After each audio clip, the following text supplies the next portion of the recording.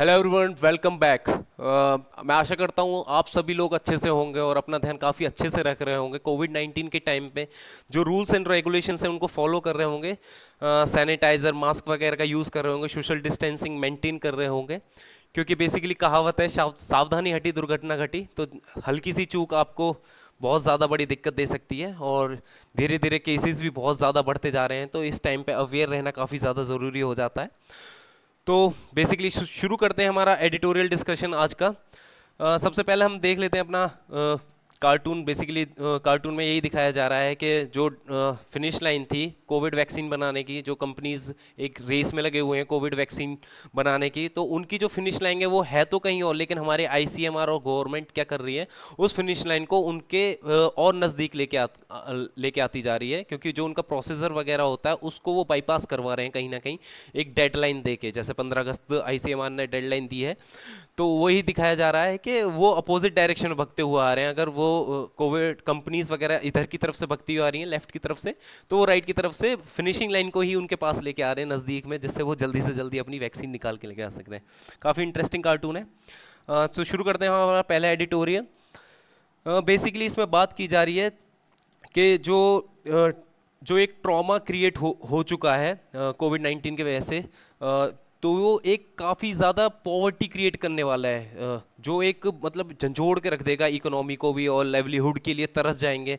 तो उसकी वजह से क्या होगा कि एक डेथ बहुत ज़्यादा बढ़ने वाली है, हंगर की वजह से हंगर डेथ बहुत ज़्यादा बढ़ने वाली है, डिवास्टेशन क्रिएट होने वाला है, जो सोशल अनरेस्ट है सोसाइटी में वो बढ़ने वाला है। क्राइम क्राइम रेट काफ़ी ज़्यादा बढ़ जाएगा, क्योंकि लोगों के पास कुछ होगा नहीं करने के लिए, तो अपनी आजीविका चलाने के लिए वो बेसिकली क्राइम की तरफ बढ़ेंगे। तो बस यही चीज़ें बताई हैं कि अगर टाइम के साथ हमने अपनी इकोनॉमिक प्रोग्रेस और जो डेवलपमेंट प्रोग्राम है उनको रीचेक नहीं किया या उनमें अल्टर नहीं किया, तो ये बहुत ज़्यादा एक कैओस क्रिएट कर देंगे सोसाइटी में। बहुत ज़्यादा आने वाले टाइम में बहुत ज़्यादा दिक्कत इंडिया फेस करने वाला है। तो बस यही चीज़ें उसमें बोली गई हैं। तो शुरू करते हैं शुरुआत से। इसमें बोला जा रहा है कि लॉकडाउन अभी बस ओवर ही हुआ है, और अनलॉक जैसे ही स्टार्ट हुआ तो इंडिया के जो इंडियन स्टेट है उसका असली चेहरा दिखने लगा। माइग्रेंट्स वर्कर्स के लिए, या जो हमारे पुअर पॉवर्टी लाइन के जो नीचे हैं उनके लिए वो कितना हितैषी हैं या कितना सोचते हैं, वो एक उनका चेहरा दिखने लगा।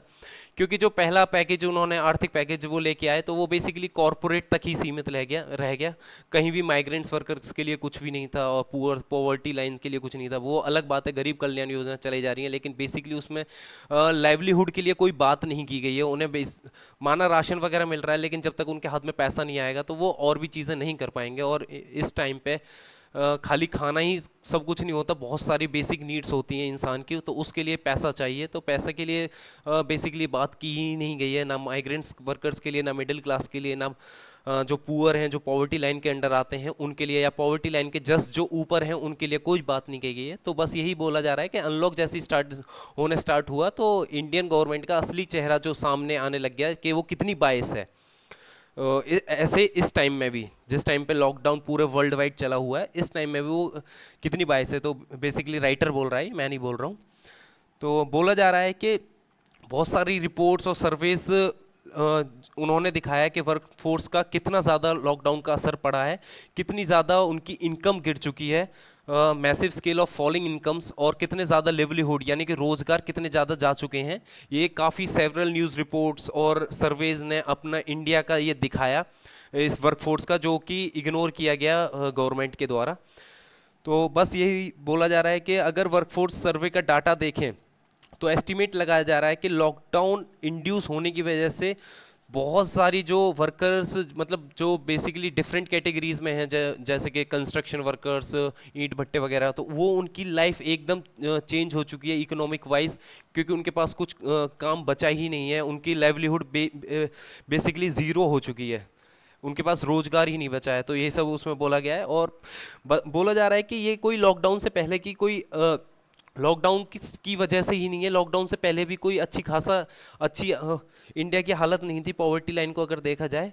पॉवर्टी लाइन का अगर देखा जाए तो एक तो ये रेगुलर अपडेट किया जाता है, कोई टाइम टू टाइम इसमें कोई डाटा अभी अवेलेबल नहीं है इंडिया के पास, टाइम टू टाइम सर्वे नहीं किया करे जाते हैं। तो एक कहीं ना कहीं ये भी एक लैक है इंडिया ऑर्गेनाइजेशन का, नेशनल सैंपल सर्वे का, कि वो टाइमली जो पॉवर्टी है उसके ऊपर ही खुद अस्पष्ट है, मतलब स्पष्ट ही नहीं है कि वो है क्या, कितने पे पॉवर्टी लाइन है या कुछ चेंज हुआ है या नहीं। एक बार डाटा बन गया है, बस उसी को वो देखते हुए आ रहे हैं, टाइमली उसे चेक नहीं कर रहे हैं। और बताया जा रहा है कि 2017-18 का जो डाटा है पीरियोडिक लेबर फोर्स सर्वे, करीब उसका 42% यानी कि 56 करोड़ पीपल जो है वो ऑफिशियली पुअर वाली कैटेगरी में ही आते हैं। और करीब 20% यानी कि जो पुअर कैटेगरी है उसके जस्ट ऊपर जो एक नैरो बैंड है, मतलब है नहीं पुअर कैटेगरी में लेकिन उसके ऊपर वाले करीब 20 करोड़ लोग वो भी एक पॉवर्टी लाइन पे ही आते हैं, क्योंकि उनकी भी कुछ अच्छी हालत है नहीं है इंडिया में। और अभी तो रोजगार भी नहीं बचा है, तो अभी ये जो गैप है ये बहुत ज्यादा और बढ़ने वाला है, क्योंकि ये धीरे धीरे जो अर्निंग कम होती जा रही है, ये एक बहुत ज्यादा पॉवर्टी और हंगर की तरफ खींचे लेके जा रहा है बहुत बड़ी मेजोरिटी को वर्ल्ड की। और इंडिया की नहीं, वर्ल्ड की भी, लेकिन इंडिया बहुत ज्यादा इफेक्ट पड़ेगा, क्योंकि इंडिया में पॉवर्टी और बेसिकली जो देखा जाए 42% पहले से ही ऑफिशियली पुअर थे, और अभी और ज़्यादा ये बढ़ जाएगा। 42% पहले, 20% पॉवर्टी लाइन के जस्ट लाइन के ऊपर, जस्ट ऊपर वाले, तो अभी ये डाटा बहुत ज़्यादा अप होने वाला है। तो बस यही इस चीज़ के बारे में एक आइडिया दिया जा रहा है। और इसकी वजह से होगा क्या कि ये जो पॉवर्टी है ये बहुत ज़्यादा और ज़्यादा बढ़ती चली जाएगी, जिसको टर्म दिया है पॉवर्टी डीपनिंग, जो बहुत ज़्यादा वर्स इफेक्ट डालेगी। क्योंकि बेसिकली होगा क्या, इंडिविजुअल्स के अपना डेली एक्सपेंसेस भी क्या कहते हैं नहीं पूरे कर पाएंगे। जो बेसिकली अगर देखा जाए तो लॉकडाउन से पहले 16% ऑफ पॉपुलेशन जिनका पर कैपिटा कंजम्पशन जो था वो बेसिकली सिर्फ 30 रुपीज पर डे था, उससे भी कम था, 30 रुपए से भी कम। सोच रहे हो कितना कम, ज्यादा कम रह जाता है ये। 16% पॉपुलेशन जिनका per capita consumption per day का सिर्फ 30 रुपए है। 30 रुपए में मतलब क्या ही आता है यार, क्या ही बोले। तो इतना तो उनका पहले से ही था, तो इसकी वजह से अभी क्या है, अंदाजा लगाया जा रहा है कि 62 करोड़ यानी कि 62 करोड़ यानी कि 47% और लोग इसकी चपेट में आने वाले हैं। बहुत ज्यादा एक्सट्रीम पॉवर्टी और ज्यादा इंडिया को पकड़ने वाली है, अपने चंगुल में लेने वाली है, जो कि एक बहुत ज्यादा मेजोरिटी होगी इंडियंस की जो इस पॉवर्टी लाइन की में आने वाली है। तो बेसिकली बस ये चीजें इसमें बताई जा रही हैं। और स्टेट का जो रेस्पॉन्स है वो काफी खासा अच्छा नहीं रहा है, जैसे कि बताया ही पहले ही कि जो हमारी फाइनेंस मिनिस्टर है निर्मला सीतारमण, उन्होंने स्टिमुलस पैकेज लेके आई इकोनॉमी का, उसमें जो बात की गई उन्होंने क्या किया, जो नरेगा का वेज था वो 20 रुपए बढ़ा दिया, यानी कि पहले 182 हुआ करते था होता था, उससे 202 रुपए कर दिया। सिर्फ 20 रुपए का इंक्रीमेंट, जो कि राइटर खुद उसे एक जोक बता रहा है, ऐसे क्राइसिस में भी एक तरीके का जोक किया है लोगों के साथ नरेगा में। लेकिन बोल रहा है कि कुछ बाकी की स्कीम्स नहीं चाहिए, बेसिकली नरेगा पे ही अगर अच्छे से फोकस किया जाए और उसमें ही अच्छे से जो वर्कर्स है, जो वर्क है वो 25% अगर बढ़ा बढ़ा भी दिया जाए तो वो काफी ज्यादा हेल्प कर देगा एक बूम लाने के लिए। मतलब रूरल जो इकोनॉमी है उसको काफी अच्छा वो फिर भी संभाल लेगा। और बोला जा रहा है कि एम्प्लॉयमेंट की गारंटी दी जाए रूरल एरिया में, करीब 20 दिन का, कम से कम महीने में 20 दिन तो उन्हें काम दिया जाए अगले 6 महीने तक, करीब 90 मिलियन लोगों को, तब जाके कहीं इकोनॉमी हमारी सुधर पाएगी और ये पॉवर्टी लाइन जो जिसमें इंडिया धकेलता जा रहा है उससे बाहर निकल पाएगा। और यानी कि सीधे सीधे बोला जा रहा है 1.6 लाख करोड़ का और आर्थिक पैकेज चाहिए, लेकिन वो कॉरपोरेट्स के लिए नहीं, रूरल इकोनॉमी के लिए चाहिए। रूरल लोग जो इंडिविजुअल्स हैं उनके लिए चाहिए, जो पॉवर्टी में हैं उनके लिए चाहिए, जो माइग्रेंट्स हैं उनके लिए चाहिए। यानी कि जो नेक्स्ट पैकेज अगर चाहिए, अगर देना देना भी है तो वो 1.6 लाख करोड़ का होगा, और वो सिर्फ इस पे बेसिकली फोकस किया जाए। इसमें कोई दो राय नहीं है, जो पीडीएस सिस्टम है उसको बहुत ज़्यादा फैला दिया गया है, one one nation one ration की पॉलिसी लेके ला दी गई है, लेकिन हमें उतना लेकिन उससे भी ज़्यादा जो ग्राउंड रियलिटी है उस पर वर्क करना चाहिए, अच्छे से इम्प्लीमेंट होना चाहिए, एफिशिएंसी बढ़ानी चाहिए गवर्नमेंट को, इसको भी चेक एंड बैलेंस करके चलना चाहिए। ये नहीं कि बस ऊपर से ऑर्डर मिल गए, नीचे वो मिल ही नहीं पा रहा और बीच में घोटाले होते जा रहे हैं, तो वो कहीं ना कहीं बेकार है फिर, क्योंकि गवर्नमेंट का पैसा भी जाए और लोगों तक पहुंच भी नहीं पाए, और लोग उस जो भी फैसिलिटी गवर्नमेंट दे रही है वो लोगों को नहीं मिल पाए, तो फिर वो पॉलिसी किस काम की। तो यही चीज़ बोली जा रही है कि पीडीएस सिस्टम भले ही बढ़ा दिया गया है, लेकिन जो फोकस है इम्प्लीमेंटेशन पे ज़्यादा रहना चाहिए गवर्नमेंट का।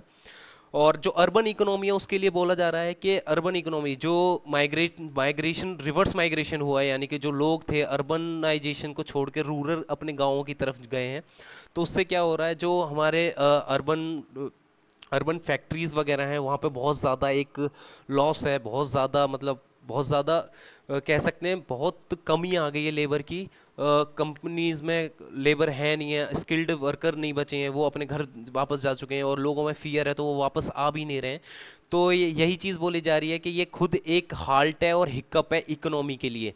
तो इसको इसको उबारने के लिए बोला जा रहा है कि अर्बन एम्प्लॉयमेंट गारंटी प्रोग्राम जैसी चीज बहुत ज्यादा जरूरी हो चुकी है अगर अर्बन इकोनॉमी को स्टेबलाइज करना है। जिस तरीके से नरेगा है, नरेगा रूरल के लिए है, तो इस तरीके से एक अर्बन एम्प्लॉयमेंट गारंटी प्रोग्राम भी लेके आना चाहिए जिसमें म्यूनिसिपल कॉरपोरेशंस करीब 20 दिन का वर्क की गारंटी दे महीने में, और डायरेक्ट एम्प्लॉयमेंट दे, कॉन्ट्रैक्ट बेसिस पे लोगों को रखे, कॉन्ट्रैक्ट बेसिस का बढ़ावा दे।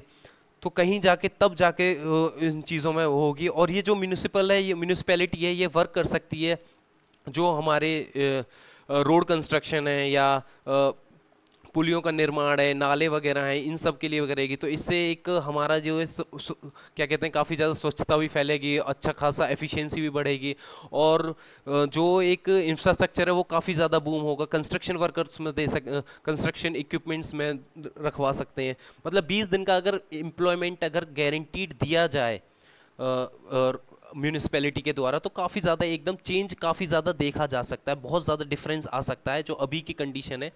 और इस इन कंडीशंस की वजह से जो पब्लिक यूटिलिटीज़ की कंडीशन है वो भी काफ़ी अच्छी सुधरेगी, बहुत ज़्यादा मतलब एफिशिएंसी देखने को मिलेगी, डिमांड जो है वर्क की वो बढ़ेगी, और जो उनका वेजेस वगैरह है वो 30% अप करके रखा जाए। जो मनरेगा का बेंचमार्क है, जो एवरेज मनरेगा का जो भी एवरेज है, यानी कि अभी तो 202 है, उससे करीब 30% का अप करके अर्बन में उन्हें देना चाहिए। और इस तरीके का ही रिवाइवल प्रोग्राम एक एसएमईज वगैरह में भी उन्हें करना चाहिए, कॉन्ट्रैक्ट बेसिस पे वर्कफोर्स रखनी चाहिए, कंपनीज वगैरह को देखना चाहिए कि कॉन्ट्रैक्ट बेसिस पे जो स्किल्ड हैं वही रखे जाएं, स्किल्ड हैं तो वो रखे जाएं भले ही, लेकिन कुछ टाइम के लिए कॉन्ट्रैक्ट बेसिस पे वर्क फोर्स को ज़्यादा प्रोत्साहित दिए, जिससे जिससे लोगों में क्या हो कि सबको मौका मिल पाए। सबको मौका इन द सेंस ये नहीं कि क्या कहते हैं, होता क्या है जैसे 10 वर्कर चाहिए, लेकिन अभी कोविड 19 की वजह से लोगों में क्या है 8 वर्कर ले रहे हैं, तो इनका एक पीरियोडिक रखें कि यानी कि 4 वर्कर अभी अभी जैसे 8 में से जो 4 वर्कर हैं उनके उनका 1 महीने के बाद उनको छुट्टी दे दी जाए, और जो जो 10 में से 2 रह गए थे और साथ में जो 2 और हैं उनको एक्स्ट्रा दिया है, यानी कि एक साइकिल बनाई जाए जिससे क्या है इकोनॉमी जब तक रिवाइव ना हो और सबके पास रोजगार भी हो, इतनी ज्यादा दिक्कत भी ना बढ़े। मतलब कंप्लीटली ना निकाला जाए, जैसे जहां 10 की जरूरत थी वहां सिर्फ 8 रखे जा रहे हैं, 2 को कंप्लीटली निकाल दिया गया, ये ना करके एक साइकिल क्रिएट कर ली जाए कि अभी 6 का है, फिर उसके बाद 6 का, तो इस तरीके से 6 6 18 है, तो यानी कि 18 का ही होगा, कहाँ 10 की जरूरत पड़ रही थी, 6 6 करके वो अपना महीने महीने रिवाइव कर सकते हैं, अपना एक सर्कुलेशन रख सकते हैं, एक रोटेशन रख सकते हैं। तो उससे क्या है, सब सब लोगों के पास काम भी होगा और जो पॉवर्टी लाइन है उससे भी ऊपर होगा, सबके पास में पैसा भी होगा, तो अच्छे से चीज़ें रिवाइव भी हो पाएंगी। तो बस इस सब के बारे में बात किया जा रहा है। अगला हम स्टार्ट करते हैं। अगला जो हमारा है इसमें बात की जा रही है जो अभी रिसेंट में तमिलनाडु में इंसिडेंट हुआ, बाप बेटे ने जो दुकान खोलने की कोशिश की गई थी और उसके बाद जो बर्बरता दिखाई गई तमिलनाडु पुलिस द्वारा, तो उसके ऊपर बोला जा रहा है कि India not able to put complete end on the police violence, but it can steps to reduce its incidents, यानी कि इसको हम कंप्लीटली एंड नहीं कर सकते हैं, लेकिन कुछ इस तरीके के स्टेप्स उठा सकते हैं जिससे इस तरीके के जो इंसिडेंट्स होते हैं वो काफ़ी ज़्यादा कम हो जाएंगे। तो उसके बारे में बात किया जा रहा है। जो बेसिकली राइटर हैं वो खुद ब्यूरोक्रेट हैं, तो वो बोल रहे हैं, वो खुद ही बोल रहे हैं कि धीरे धीरे इस जो इंसिडेंट है इस पर भी धीरे धीरे धूल जमती जा रही है। जो टॉर्चर किया गया था फादर सन को पुलिस कस्टडी में, यानी कि कस्टोडियल डेथ थी वो, बेसिकली जो क्राइम ब्रांच है सीबीआई की, सीआईडी की, वो बेसिकली इस पे इन्वेस्टिगेट कर रही है। ये काफ़ी ज़्यादा अच्छी चीज़ है कि मतलब सीआईडी को दे दिया गया है ये केस, बिसाइड देन खाली पुलिस को ही इंक्वायरी के लिए देते तो बेसिकली बात वही आ जाती है, डिपार्टमेंट का बंदा अपने डिपार्टमेंट का ही साथ देता है। और ये ज़्यादा दिन भी नहीं हुए थे क्योंकि अभी रिसेंट में ये एक, सॉरी एक मिनट, हाँ, तो जॉर्ज फ्लॉयड का जो इंसिडेंट था यूएस का, उसके कुछ दिनों बाद ही हमें इंडिया में ही इस तरीके का एक पुलिस की बर्बरता वाला इंसिडेंट देखने को मिला, जो जिसने क्या कहते हैं, जॉर्ज फ्लॉयड ने तो पूरे यूएसए हिला ही रखा था। इंडिया में भी एक तरीके तरीके का कंसाइंस क्रिएट करा, एक तरीके का डिलेमा क्रिएट कर दिया कि जो पुलिस है वो है किसके लिए, हमारी सेफ्टी के लिए या हम ही को वो टॉर्चर कर रही है। तो एक तरीके से कंसाइंस क्रिएट कर दिया था सोसाइटी में। और ये जो पुलिस ब्रूटैलिटी है वो कोई यूनिवर्सल, मतलब यूनिवर्सल है ये, हमें हमेशा से देखते हुए ही आ रहे हैं, ये कोई नई नहीं है। इस तरीके के पहले भी बहुत सारी हुए हैं, और इस तरीके से डिपार्टमेंट ने, पुलिस डिपार्टमेंट ने खुद उनको कवर अप किया है। तो ये कुछ ये अब कॉमन हो चुका है, ये कोई नया नहीं है, ये यूनिवर्सल है, यानी कि पुलिस ब्रूटैलिटी इज यूनिवर्सल। बोला जा रहा है कि कुछ रिपोर्ट्स वगैरह में तो बोला भी गया कि जो जुडिशियल मजिस्ट्रेट की रिपोर्ट थी उन्होंने जो सबमिट करी, उसमें बोला गया कि पुलिस ने बिल्कुल भी कोऑपरेट नहीं किया इंक्वायरी में, और जो सीसीटीवी फुटेज हैं वो भी इरेज कर दिए गए हैं। तो इस बात का भी कोई एश्योरेंस नहीं है कि जो एविडेंसेस वगैरह थे वो टेम्पर्ड हुए होंगे या नहीं हुए होंगे।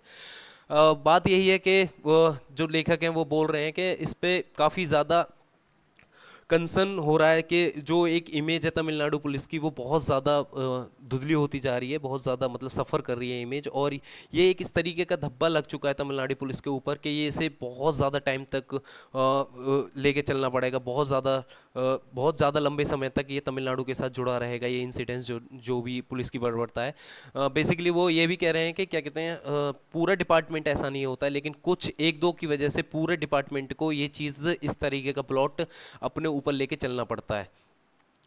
और बस यही चीजें बोली गई हैं। और बोला है कि क्या इस तरीके के जो इंसिडेंट्स वगैरह हैं क्या फ्यूचर में बंद हो सकते हैं। तो खुद ही वो बोल रहे हैं कि निंदा कर रहे हैं कि इस तरीके का मिसबिहेवियर, हमें जो रैंडम मिसबिहेवियर है ये आगे भी देखने को मिलता ही रहेगा, क्योंकि ये जो बात होती है, इस तरीके का बिहेवियर जो कंट्रोल कर पाते हैं वो एक लीडरशिप क्वालिटी को दिखाता है, यानी कि अगर लीडरशिप क्वालिटी अच्छी होगी तो इस तरीके के इंसिडेंट्स होंगे नहीं।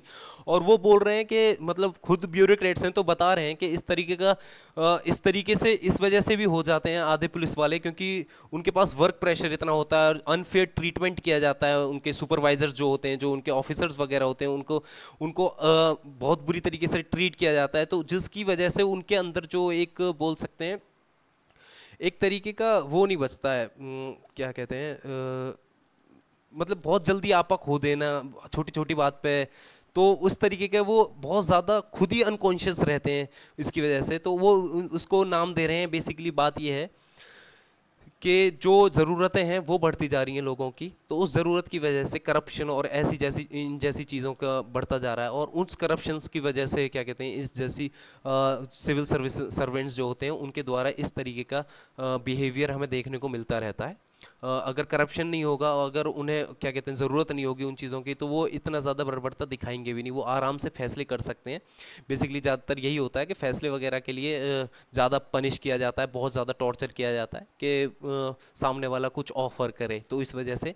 पर ये भाई ब्यूरोक्रेट हैं, वो खुल के बोलेंगे नहीं, ना लिखा जा सकता है, बट हाँ सिस्टम है, क्या कर सकते हैं, इसको भी अनदेखा नहीं कर सकते हैं। तो उन्होंने एक सजेशन भी दिया है कि जो भी रिक्रूट नया आता है उसका साइकोलॉजिकल टेस्ट लेना चाहिए। बट बात वही है, शुरुआत में कोई वैसा नहीं होता है, लेकिन सिस्टम उन्हें वैसा ही बना देता है।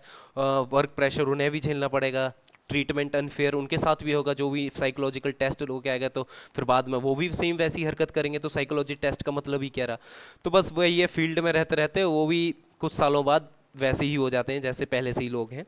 तो इसमें यही बोला जाता है। और ये जो पुलिस कल्चर है ये हर कंट्री का अलग अलग रहता है। और बात ये नहीं है कि कोई भी गवर्नमेंट जो है वो गारंटी नहीं देती है कि जो पुलिस है वो सिविलाइज्ड मैनर में बिहेव करेगी।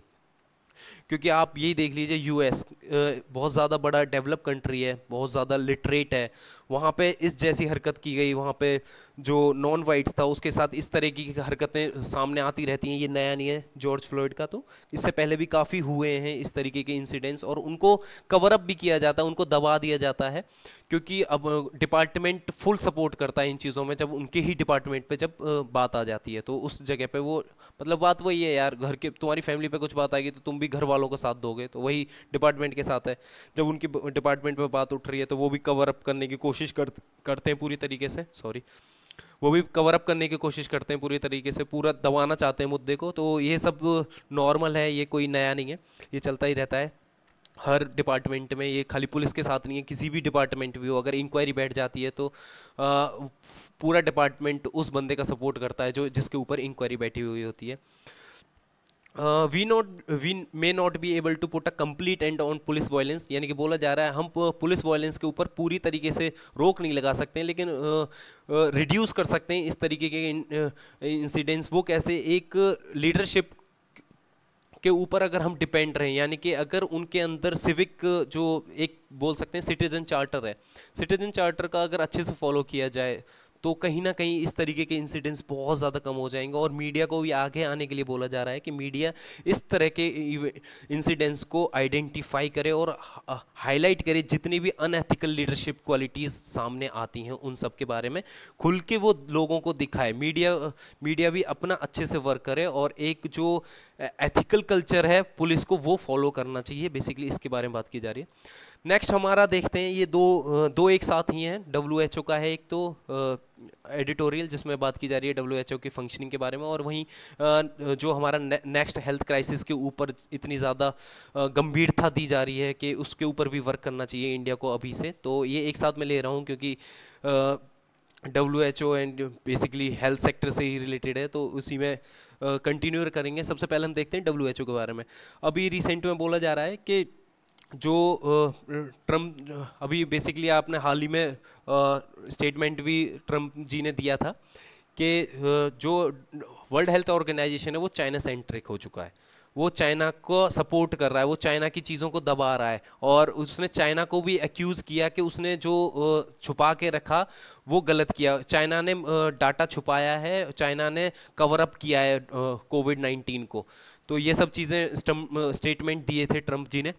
तो वो उसको देखते हुए, और अभी भी देखा जाए तो इन जो एविडेंस सामने आए हैं उससे यही पता चलता है कि डब्ल्यूएचओ खुद ट्रांसपेरेंट नहीं था शुरुआत के टाइम पे, जब वुहान में ही चीज़ें शुरू हुई थी। और चाइना तो बिल्कुल ही बता ही नहीं रहा था, चाइना तो शुरुआत से ये लेके चल रहा था कि वायरल निमोनिया है जो जिसका कॉज पता नहीं चल पा रहा है। ऐसा नहीं है कि डब्ल्यूएचओ ने पूछा नहीं था, डब्ल्यूएचओ ने, लेकिन गलती ये थी डब्ल्यूएचओ ने उसको क्रॉस वेरीफाई नहीं किया। डब्ल्यूएचओ का यही बोला जा रहा है कि डब्ल्यूएचओ ने खुद मतलब मर्सी पे चल रहा है, जो पावरफुल नेशंस हैं उनकी मर्सी पे चल रहा है, अपनी रिलेवेंट इंफॉर्मेशन खुद नहीं निकालता है। चाइना ने जो बताया डब्ल्यूएचओ ने वो मान लिया आंख बंद करके। तो ये डब्ल्यूएचओ की भी गलती है, ये डब्ल्यूएचओ को एक्सेप्ट भी करनी चाहिए, क्योंकि 3 बार डब्ल्यूएचओ ने पूछा था तो उसको हर बार यही बोला गया कि वायरल निमोनिया है, अननोन कॉज है। जनवरी 30 को भी बोला।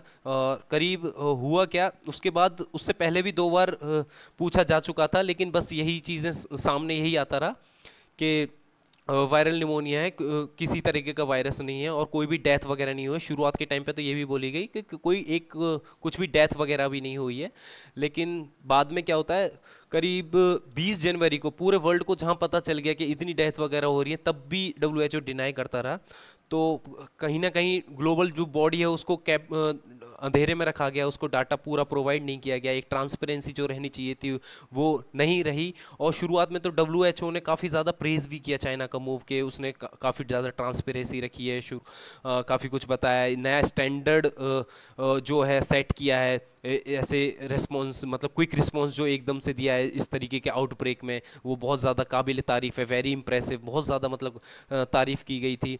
लेकिन साइंटिफिक एविडेंस दिखाते हैं कि ये जो कोविड 19 के केसेस हैं वो दिसंबर या जनवरी से नहीं शुरू हुए थे, ये शुरू हो चुके थे नवंबर की शुरुआत में, या बोला जाए तो अक्टूबर नवंबर की शुरुआत में ही शुरू हो गए थे। लेकिन बस वही है ना, शुरुआत में निमोनिया बताया गया, वायरल निमोनिया है जिसका कॉज नहीं पता था। तो उसी बेसिस पे उसकी जो ट्रांसपेरेंसी वगैरह है उस पर ही क्वेश्चन खड़े हो जाते हैं चाइना डब्ल्यूएचओ के ऊपर के, जो ग्लोबल ऑर्गेनाइजेशन है बेसिकली फिर उसका वर्क ही क्या रहा जब वो एक जो पावरफुल नेशंस हैं उनके ही दया पे चलने लगे। अभी बेसिकली हुआ रिसेंट में ये भी हुआ, जो ट्रम्प हैं मतलब यूएसए ने फंडिंग भी रोक दी, तो वहीं तुरंत ही चाइना आगे आया, डब्ल्यूएचओ को फंड करने लगा। और उसके बाद डब्ल्यूएचओ भले ही ट्रम्प ने यूएसए गवर्नमेंट ने क्या कहते हैं उसकी फंडिंग रोक दी हो, लेकिन bill and Melinda Gates foundation है जो काफ़ी ज़्यादा वॉलेंट्री फंड देती है डब्ल्यूएचओ को वर्क करने के लिए। तो कहीं ना कहीं यही बताया जा रहा है कि पावरफुल जो नेशंस हैं उनकी मर्जी पे डब्ल्यूएचओ ऑर्गेनाइजेशन काम कर रहा है, एक ट्रांसपेरेंसी नहीं रही है, और वो एक चाइना सेंट्रिक भी हो चुका था, ऐसा स्टेटमेंट दिया गया ट्रम्प के द्वारा।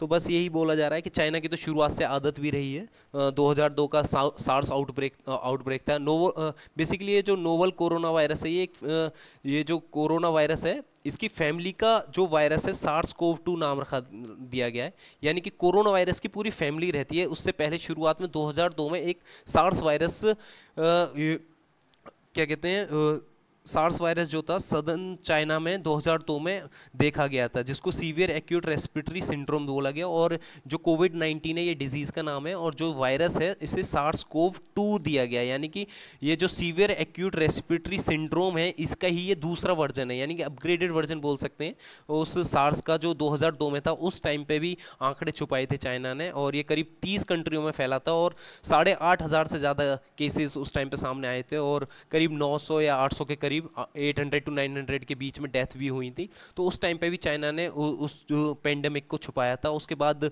2012 में फिर से एक और वायरस था, नोवल कोरोना वायरस, मतलब कोरोना वायरस फैमिली का ही, जिसे MERS बोला गया, यानी मिडल ईस्ट रेस्पिरेटरी सिंड्रोम। ये करीब 27 कंट्रीज में फैला था, और 2500 इससे इफेक्ट हुए थे, और जो डेथ का रेशो था वो करीब 850 के करीब रहा था।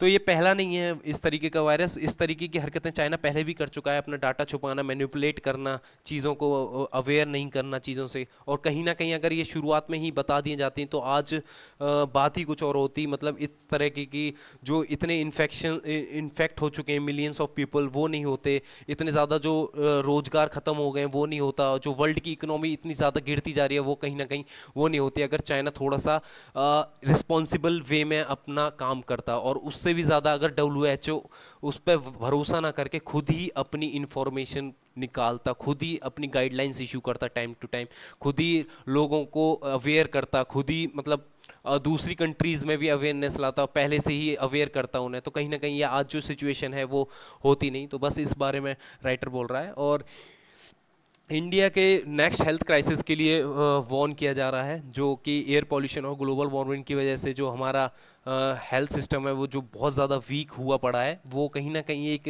नया पेंडेमिक क्रिएट कर सकता है। बोला जा रहा है कि इंडिया के लिए, पीपल्स की हेल्थ के लिए इंडिया में दो डेंजर हैं, एक तो एयर पॉल्यूशन और ग्रीन हाउस गैसेस, और दूसरा है वीक पब्लिक हेल्थ सिस्टम। यानी कि बहुत ये सबको पता है इंडिया का हेल्थ इंफ्रास्ट्रक्चर काफ़ी ज़्यादा अच्छा नहीं है। तो और उसी की वजह से आज इंडिया में इतने ज़्यादा केसेस बढ़ते भी जा रहे हैं। इस पर काफ़ी अच्छे से वर्क भी किया गया है, लेकिन ये नहीं कह सकते कि इतना ज़्यादा अच्छे से वर्क किया है, क्योंकि अगर देखा जाए एयर पॉल्यूशन को, अगर आंकड़ा देखा जाए कि चाइना में जितने, अगर कोविड 19 से भी इतनी डेथ नहीं हुई है जितनी एयर पॉल्यूशन से वहाँ डेथ हो चुकी हैं, और करीब यूरोप में ही 11,000 डेथ का आंकड़ा पहुंच चुका है एयर पॉल्यूशन की वजह से। तो इंडिया इससे कहीं बहुत ज़्यादा आगे है, क्योंकि इंडिया की जो करीब 3 तो टॉप 10 में ही आ जाती हैं वर्ल्ड के, तीन, मतलब 3 सिटी तो इंडिया की वो टॉप 10 में आती हैं इन एयर पॉल्यूशन के मामले में। और करीब लास्ट ईयर तो पब्लिक हेल्थ इमरजेंसी डिक्लेयर कर दी थी दिवाली के टाइम पे न्यू दिल्ली में, क्योंकि उस टाइम पे जो एयर क्वालिटी इंडेक्स था वो 500 से बहुत ज़्यादा ऊपर पहुंच चुका था, जो सीवियर प्लस कैटेगरी में आता है, वो सीवियर प्लस इमरजेंसी कैटेगरी थी, जो उस टाइम पे तो हेल्थ इमरजेंसी डिक्लेयर कर दी थी। और कहीं ना कहीं जो कोविड 19 के इन्फेक्शन हैं और जो डेथ रेट है उसमें एक लिंक देखा जा रहा है कि जहाँ जहाँ पॉल्यूशन ज़्यादा है वहाँ वहाँ डेथ रेट और इस कोविड 19 के इन्फेक्शन ज़्यादा हैं। और ये हम देख भी सकते हैं न्यूयॉर्क सिटी और जो इटली का नॉर्दर्न प्रोविंस था उसमें देख सकते हैं, यहाँ पे केसेस कहीं ज़्यादा बढ़े। और ऐसे ही इंडिया में दिल्ली, महाराष्ट्र, गुजरात, तमिलनाडु, यहाँ पे बेसिकली जो एयर पॉल्यूशन है वो बहुत ज़्यादा हाई रहता है दिल्ली में, महाराष्ट्र में, क्योंकि ये बहुत ज़्यादा बड़े डेंसली पॉपुलेटेड भी हैं। तो उसकी वजह से क्या है, यहाँ पे पॉपुलेशन ज़्यादा है, तो जो व्हीकल्स वगैरह हैं और जो पब्लिक ट्रांसपोर्ट वगैरह हैं वो काफ़ी ज़्यादा मात्रा में, इंडिविजुअल जो व्हीकल्स हैं वो कहीं कुछ ज़्यादा इन दिल्ली, महाराष्ट्र, गुजरात, तमिलनाडु में देखने को मिलते हैं। तो इसका सीधे सीधे लिंक दिखाया जा रहा है कि इसी वजह से जो हाई डेथ हैं और जो इन्फेक्शंस हैं वो थाउजेंड्स में, इसी वजह से भी एक लिंक है कि जहाँ पॉपुलेशन जहाँ पॉल्यूशन ज़्यादा है वहाँ कोविड-19 के केसेस ज़्यादा हैं। बट उसके और भी फैक्टर्स होते हैं जो मॉर्टेलिटी और मॉर्बिडिटी को डिसाइड करते हैं, बट इनको भी इग्नोर नहीं किया जा सकता है। यानी कि एयर पॉल्यूशन को और या जो जो भी पॉल्यूशन है उसको इग्नोर भी नहीं कर सकते हैं कि इनकी वजह से केस ज़्यादा भी हैं। ग्लोबली अगर देखा जाए तो करीब 9 मिलियन प्री मैच्योर डेथ हो चुकी हैं अभी तक एयर पॉल्यूटेंट से, जबकि अभी ये साल निकला ही नहीं है और 9 मिलियन जो डेथ है वो अभी तक 9 मिलियन का आंकड़ा पार हो चुका है। और लॉकडाउन की वजह से फिर भी मतलब देखा जाए इंडिया में इतना ज़्यादा मतलब लॉकडाउन वर्ल्ड वाइड है, लेकिन तब भी जो कार्बन एमिशन है वो अभी भी हाई है। वो कुछ ज़्यादा नहीं गिरा है जो क्योंकि वो बोला जा रहा है कि पास्ट में ही इतना ज़्यादा एक्यूमुलेट हो चुका है कि इसका लॉकडाउन को भी कुछ खासा असर नहीं हुआ है। हाँ, छोटे शहर जो वगैरह जो थे वहाँ पे बहुत ज़्यादा असर देखने को मिला, लेकिन दिल्ली, मुंबई, महाराष्ट्र इन जगहों पे कोई खासा असर देखने को नहीं मिला कार्बन एमिशन का। वहाँ पे अभी भी बहुत ज़्यादा रिकॉर्ड किया गया कार्बन एमिशन। इंडिया जो है 5th मोस्ट वनरेबल कंट्री में आता है क्लाइमेट चेंज के, और जो कि कम्युनिकेबल डिसीज जो लिंक्ड हैं ग्रीन हाउस गैसेस की वजह से, वो भी बहुत ज़्यादा इफेक्टेड है। इंडिया बहुत ज़्यादा वनरेबल है और 5वें नंबर पे आता है वर्ल्ड में इसको देखते हुए।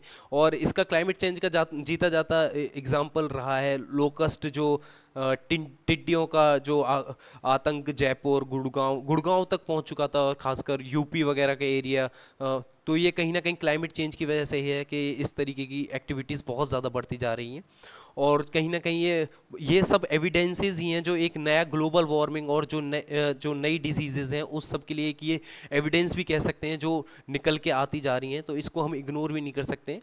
तो इंडिया को बेसिकली यही बोला जा रहा है कि एक नया प्लान स्टार्ट करना चाहिए, एयर पोल्यूशन पे रिड्यूस करने के ऊपर ज़्यादा वर्क करना चाहिए, क्योंकि ग्रीन हाउस गैसेस का जो अगर पॉल्यूशन कम होगा तभी कहीं जाके जो हेल्थ बेनिफिट्स हैं वो कहीं ना कहीं देखने को मिलेंगे। और एस्टिमेशन ये है कि 1.4 to 2.4 टाइम्स अगर हम रिड्यूस कर दें एयर पोल्यूशन, अगर हम रिड्यूस करते हैं तो कहीं ना कहीं 1.5 से 2.5 गुना हमें ज़्यादा असर दिखेगा। जो हमारे एक्शंस होते हैं कहीं ना कहीं जो हम एक्शंस दिखा रहे हैं उससे ज़्यादा कहीं ना कहीं अगर हम एयर पोल्यूशन कम करें तो वहाँ ज़्यादा देखने को मिलेगा। और बोला जा रहा है कि ट्रांसपोर्ट के ऊपर अच्छे से वर्क करना चाहिए, पब्लिक ट्रांसपोर्ट के लिए एनकरेज करना पड़ेगा, इलेक्ट्रिक व्हीकल्स का एक्सपेंशन करना पड़ेगा, जो इंटर कनेक्टिविटी है मेट्रो बसेस की वो कहीं ना कहीं बढ़ानी पड़ेगी। इस तरीके के जहाँ जो डेंसली पॉपुलेटेड एरियाज हैं उन जगहों पे इसके ऊपर वर्क करना पड़ेगा। और रिड्यूस करने के साथ साथ जो एमिशन रिडक्शन के साथ साथ हमें एक स्ट्रॉन्गर पब्लिक हेल्थ सिस्टम पे भी वर्क करना पड़ेगा, क्योंकि अगर हम सीधे अगर ये इसी पे लग जाएं कि हम रिड्यूस ही करते रहें, लेकिन क्या पता एकदम से कोई और पेंडेमिक कोई और बीमारी नहीं आ जाए, तो कहीं ना कहीं फिर इस जो रिडक्शन है हमें अपना पूरा फोकस यहाँ से हटाना पड़ेगा, और जो नई बीमारी होगी उस पर पूरा फोकस जाएगा। तो कहीं ना कहीं हमें इनडायरेक्टली जो है अपने जो पब्लिक हेल्थ सिस्टम है उसको अच्छे से मतलब तैयार करना चाहिए। बहुत ज़्यादा इस तरीके का कर लेना चाहिए कि अगर कल को कुछ और कोई भी बीमारी आती है तो इंडिया को ज़्यादा इफेक्ट या इंडिया उससे ज़्यादा दिक्कत ही ना झेले। तो इस तरीके का हमें अपना पब्लिक हेल्थ सिस्टम बना लेना चाहिए, वो यही बात की जा रही है। और जो रिडक्शन है उसमें उस पर ही ज़्यादा फोकस नहीं करना चाहिए।